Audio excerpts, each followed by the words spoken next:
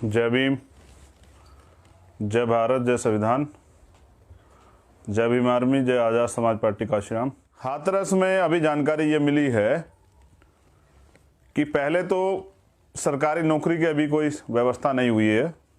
उस परिवार को गांव से बाहर रहने के लिए जो आवास की मांग की गई थी वो भी अभी सरकार ने पूरी नहीं की है। अभी गांव में ही परिवार रह रहा है।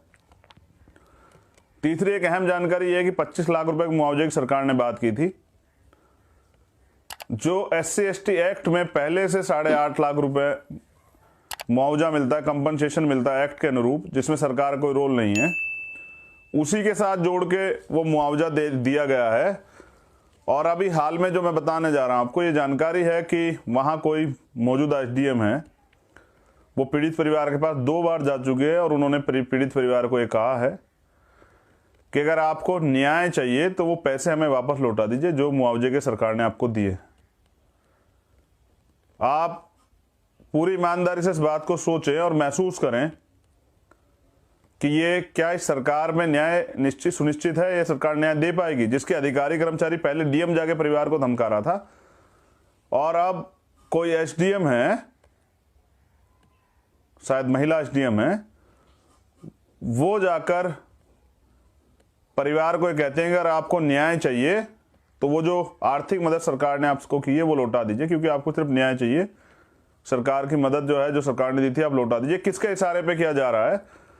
क्योंकि पीड़ित परिवार अभी भी सुरक्षा में रह रहा है। परिवार अगर उनसे मांग करता है कि कोई सामान हमें लाना है, इसकी व्यवस्था करा दी, तो प्रशासन के लोग कह रहे हैं कि अब आप आम जिंदगी जीजिए जैसे पहले जीते थे, यानी कि दोबारा से जो है आप अपनी उन्हीं आदतों को ताज़ा कीजिए जिस आदतों में आप रहते थे, जो आपके साथ यहाँ पहले होता था, वैसे आपको अपना जीवन जीना पड़ेगा। और मैंने मांग की थी कि उस परिवार को वहाँ से बाहर दूसरी जगह शिफ्ट करना चाहिए, जिस पे सरकार ने दिखावा करने के लिए आदेश दिए थे कि भाई हम जो है इनको आवास देंगे, जिससे सबसे पहले परिवार वहाँ से सुरक्षित जगह चला जाए और अपनी लड़ाई को लड़ सके। मैं जल्दी प्रयास करूँगा, पीड़ित परिवार को अपने साथ लेके आऊँगा, दिल्ली में अपने साथ ही रखूँगा। वो मेरा परिवार है, मैं उनको कमज़ोर नहीं पड़ने दूंगा। उन्होंने कोई मांग नहीं की। ये मांग जो है, जो की गई थी, आर्थिक मदद की हो या नौकरी की, सरकार की मांग थी। और ऐसे अधिकारी कर्मचारियों को भी उसमें कहना चाहता हूं कि याद रखिए जनाब, सरकार बदलती रहती है। 2022 में आज़ाद समाज पार्टी की सरकार वहां बनेगी और सारे अधिकारी कर्मचारी वहीं रहेंगे।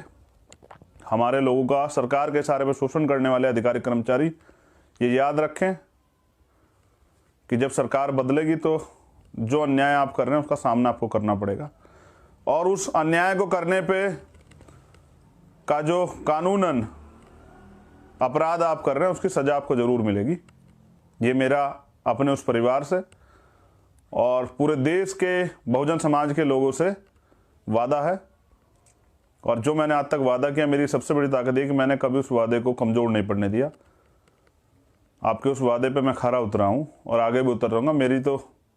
मेरे खून में बहुजन समाज और अपने महापुरुषों का मिशन बहता है। मैं अपने समाज के लिए कुछ भी कर सकता हूँ। पूरा बहुजन समाज मेरा परिवार है। दूसरी, ये मैंने आपको हाथरस की जानकारी इसलिए दी कि आपको जानकारी हो जाए कि हाथरस में क्या हो रहा है।